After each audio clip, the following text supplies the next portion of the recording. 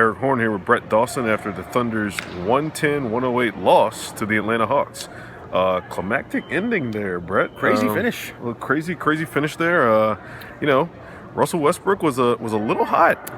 Angry, not pleased with the officials. No. I think it's safe to say. Russell Westbrook had an opportunity to tie the game with, he had 3 shots in the last 2 possessions for the Thunder, got his own offensive rebound off one of them, and thought he was fouled on all 3 shots and didn't get a call on either. He did not. None. After the game said that he wasn't sure if that was what made him upset.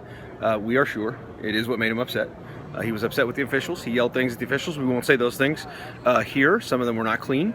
But yeah, he was upset. Billy Donovan said he'll look at those plays because he thought they were fouls. In front of him, he thought that there was contact on all those things. But as Billy Donovan said, look, he's upset if those were fouls and they weren't called.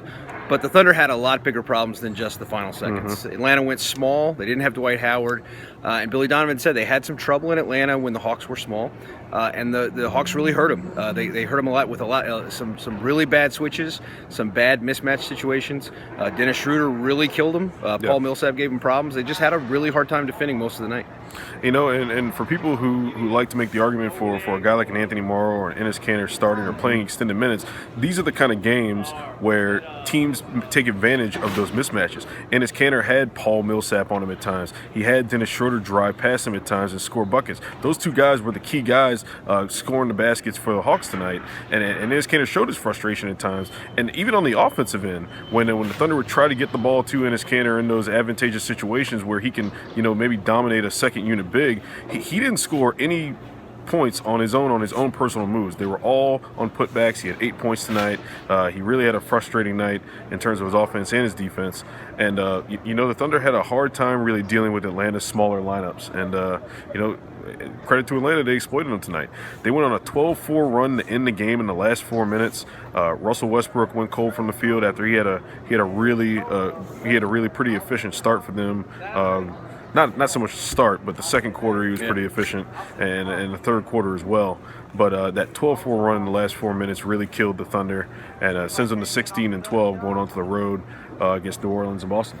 Yeah, certainly a winnable game in New Orleans. Boston is going to be a tougher game, but as we've seen, I think at this point, almost anybody can beat this Thunder team without Victor Oladipo. This is a team that's really limited. It lacks outside shooting. It's missing a very important perimeter defender. So I don't think any game, even a game against New Orleans, in a place where it's not like it's a crazy home atmosphere or anything, but that's not a given. There are no given games, I think, until Victor Oladipo is back. All right, here's some commentary from Billy Donovan, Russell Westbrook, and more. Dwight Howard being out, just because for the most part, the last game, them playing small, we, had a lot of different matchups and guys on a lot of different people, and I thought one of the things that hurt us was the ball containment, the ball getting driven, and defensively, I thought in the first half we did a pretty good job, and I thought in the second half, we got a 6 or 7 point lead there, and I thought we had a stretch, so we gave the lead back to them. But I think a lot of it is probably going to come back down to our ability to contain the ball, and I thought we had a really hard time when they were small trying to contain the ball. Questions? Fred?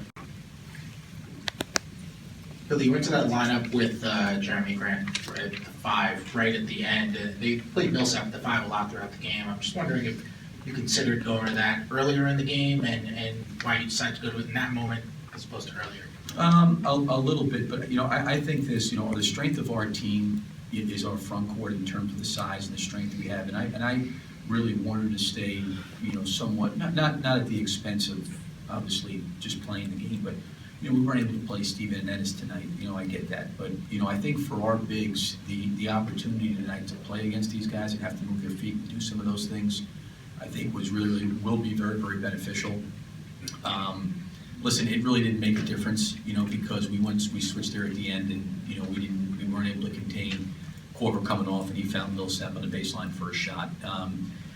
We had a hard time just guarding the ball overall, but I think it was a great challenge for Steven. It was a great challenge for Ennis, Domas.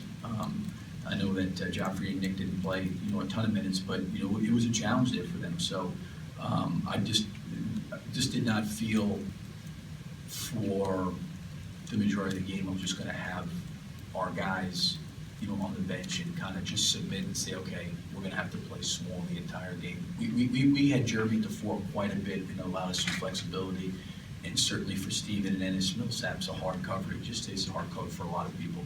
But I think this will be a game that will help us get better defensively. Russ, without Dwight Howard out there, they go small a lot. Billy was just talking about it. How did that challenge you guys defensively? I just got to be able to guard the ball. That's it. For you, they were really clogging the lane, but you guys made them pay on the perimeter. Did you guys start to figure something out there on offense? Try to. They bring in 3 or 4 guys running. Just probably paying as they should. Just got to make the right play. Russell, what was your frustration with at the end of the game? Was it on the plays where you drove to the basket at the end? Not sure. Do you take any positives from this game?